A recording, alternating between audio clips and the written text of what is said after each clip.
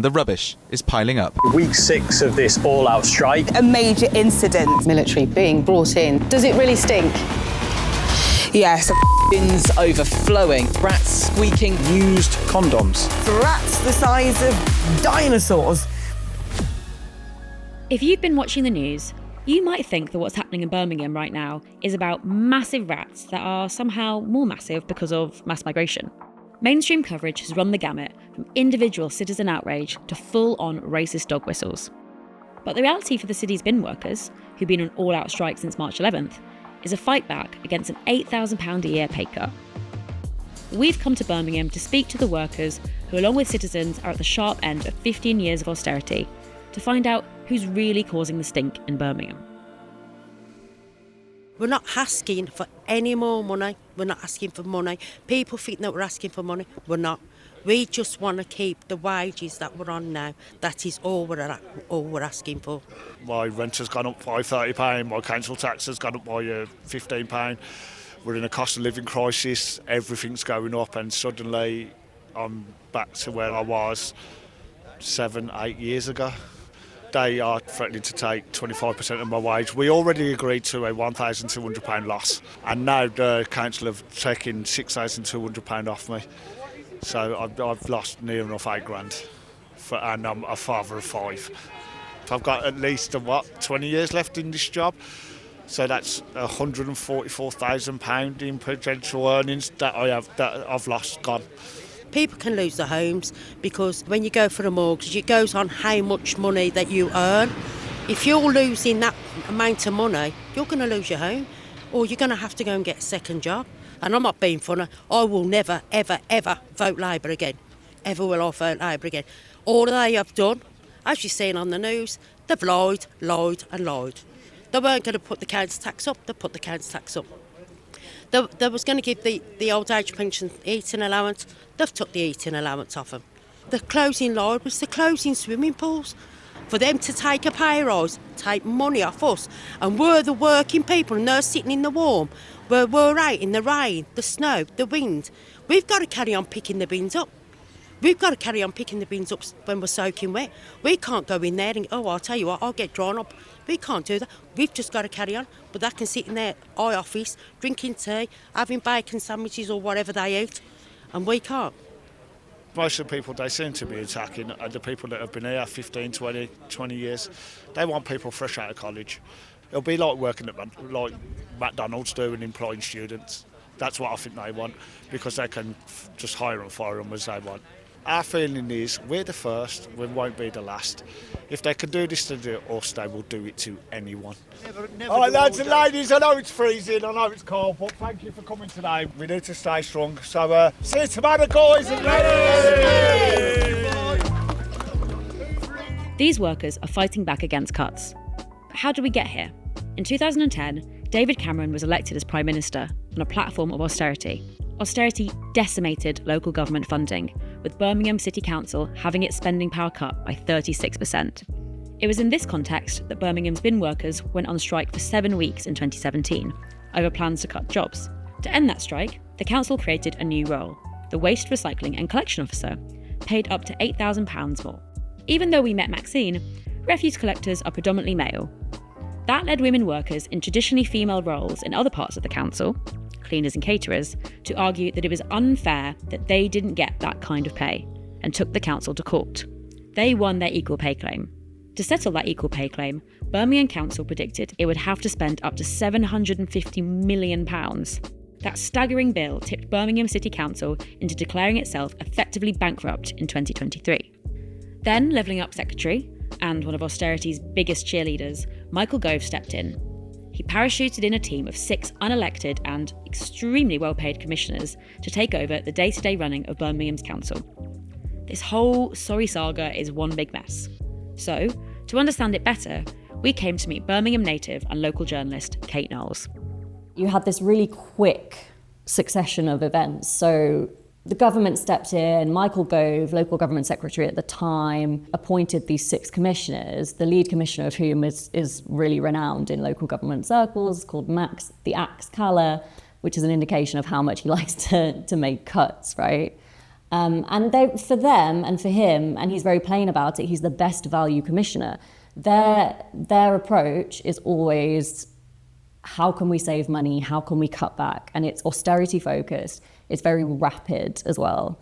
So once that set of actions was in motion, it's really impossible to stop. You know, the commissioners are in place and they're doing what they're doing, and if you've got to get out of their way, basically. And one of the really frustrating things, I think, for a lot of people is to find out recently, literally in the last couple of weeks, that equal pay bill that was revealed to be back in 2023 is £760 million is £250 million. That's the actual figure. So that kind of discrepancy between those two figures, I think a lot of people kind of want answers about that. And Max Caller will say, oh, it doesn't matter. The council was in a financial distress anyway, and it has its problems, which it did. It had to pay for this IT system that went disastrously wrong. So those issues existed. But this equal pay bill was a lot smaller than we were told it was. And I don't really understand why we were ever told that. If we weren't, might not have led to the Section 114, which might not have led to the commissioners, which might not have led to the cuts.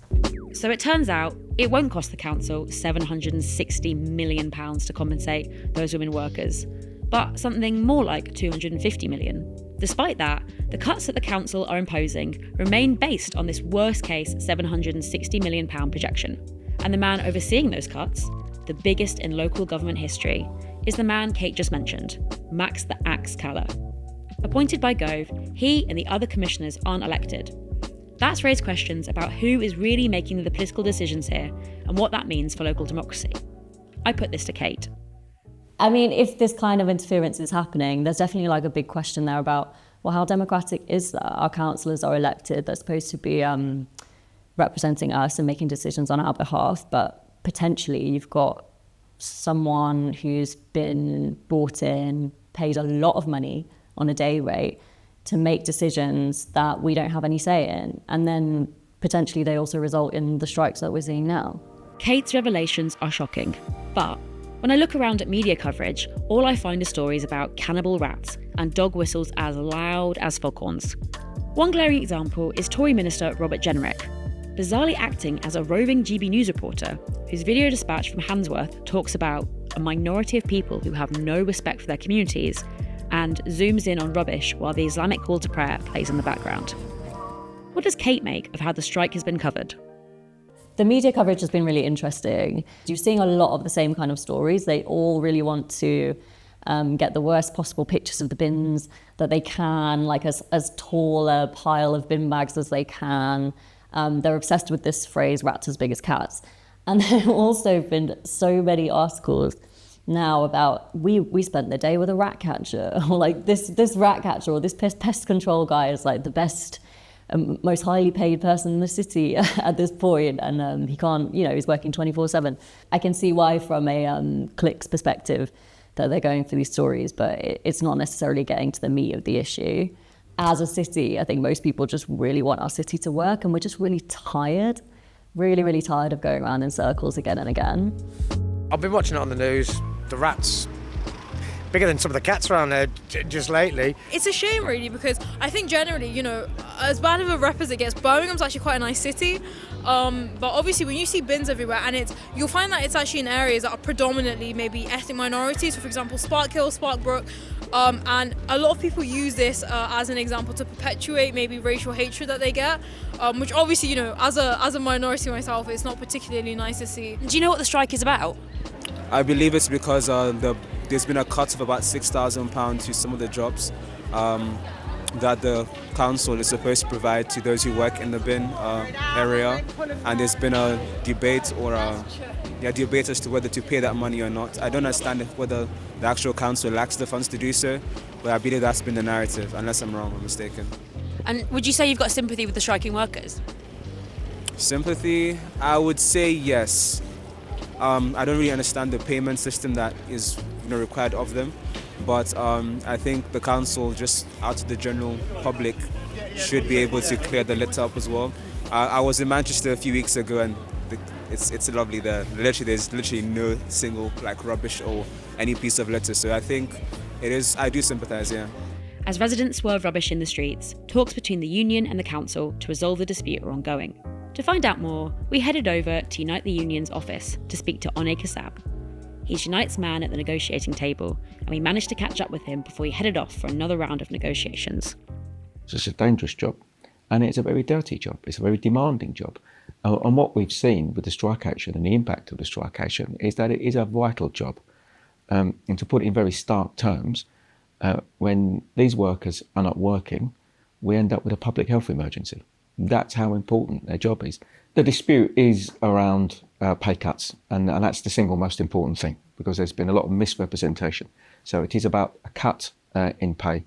Initially, we see 150 roles deleted, and as a result of that, then people get downgraded from what's called a grade 3 down to a grade 2. And the bottom of the grade 2, compared with the grade 3 post, means that people lose around £8,000. So it's 150 roles deleted. Now, the council have attempted to say that nobody's going to lose pay as a result. That's nonsense, even based on their own proposals. The council's proposals, if allowed to stand, would mean that people get paid only just above the national minimum wage. Now, taking into account what they're doing, that's absolutely appalling. In 2023, Birmingham effectively declared itself bankrupt, and Michael Gove appointed 6 commissioners to oversee and scrutinise financial planning. What role have they had in this dispute? Well, the commissioners have not been involved in the negotiations, and my guess is that decisions go to the commissioners. Now, that's interesting because commissioners should only be here for guidance. That's what the legislation says. That's what the guidance says from the government. The commissioners here to guide the council. I think it's likely that they're actually the final rubber stamp for any decisions that are being made. It's also interesting because we talk about cost, and yet we look at the cost of commissioners.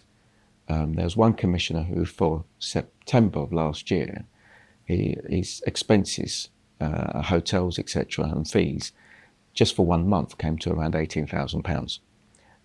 For commissioners, we reckon it's about £1,400 a day that's costing. So it's a cost in itself. It's undemocratic. It should be local councillors who are making those final decisions. So the commissioners were brought in under the Tories. Under a Labour government, they should be taken out, and the council should be allowed to make its own decisions. Instead of bringing in commissioners to police how cuts are made for public service workers and to the community who are seeing huge cuts in a number of areas in Birmingham, what would be better is to, for instance, look at the debt in Birmingham. £3 billion is the debt. £250 million a year is the repayments. 90% of that goes to the Treasury. So if we want an immediate resolution as far as costs are concerned, the government can step in. They can restructure the debt repayments. They can look at the interest rate that's being charged on that, which is higher than the standard rates. By doing that, well, that gives Birmingham then some flexibility to try and resolve this dispute as far as cost is concerned. But in the longer term, what we would want is councillors, politicians, to make political decisions. For councillors not to simply be acting as administrators of cuts. What would be good to see is them enact our policy, which is to call on councils to pass needs-based, no-cuts budgets, which you can do legally, and then to use sort of borrowing powers, use reserves to fill any short-term gaps. And we know that's only short-term, but at the same time to be uniting with trade unions and communities to fight for the money that local government needs. That should be the political choices that they are making. So for some, they may find that hard to do, but that is the reality. Otherwise, what we are seeing now in Birmingham is potentially going to be faced by council after council. What's going on in Birmingham is about austerity. That's what this is about. It's austerity Mark II. It's about local government cuts, and it's about attempting to force through a position whereby refuse workers are forced to pay for austerity. It really is as simple as that. It's about nothing else.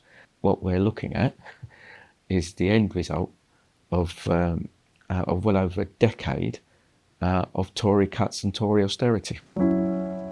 Leaving Birmingham, this all strikes me as the perfect case study for what's happened to public services since 2010.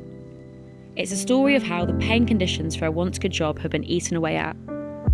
It's about how we collectively make sense of the legacy of a decade of austerity and the decimation it's wrought on local government. And it's about democracy, particularly given what we've heard about the unelected commissioners picked by Michael Gove who've been brought in to administer the deepest cuts in local government history. Since then, Labour has been elected nationally. Replacing Michael Gove as local government secretary is Angela Rayner. We heard today that she could remove the commissioners if she wanted. But she hasn't, and those commissioners remain in their posts. And it's these commissioners that Oni told us have the real power to end the dispute. In hiding behind highly paid, unelected commissioners, people here see Labour as the party of managers and bureaucrats, a party that Maxine told us she'd never vote for again. Ahead of May's local elections around the country, Labour's polling is looking bleak. As people abandon Labour, there are other parties hoping to mop up disaffected voters leaving in droves and position themselves as the real champions of working people. In Birmingham, at Reform's recent rally ahead of local elections, Farage said potholes were the perfect symbol for broken Britain. The party's slogan for the elections is "Britain is broken, Reform will fix it." There are deep problems here in Birmingham, everyone agrees on that, but who should have to pay for them? In striking, workers like Sam and Maxine are saying loudly that it won't be them. What happens next remains to be seen, but until then, the bin bags are going to keep piling up and the legacy of austerity will continue to be felt.